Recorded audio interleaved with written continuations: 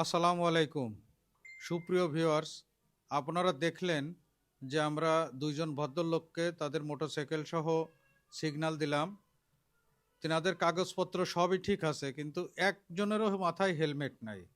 তো তাদের গাড়ির কাগজপত্র, ড্রাইভিং লাইসেন্স যেহেতু ঠিক আছে, আমরা তাদেরকে সুযোগ দিলাম যে তারা এই মুহূর্তে দুইজনই হেলমেট কিনে আনবে, এবং আমাদের কথা মতো তারা হেলমেট কিনে আনার পরে আপনারা ভিডিওতে দেখতে পাবেন আমরা তাদেরকে ছেড়ে দিব।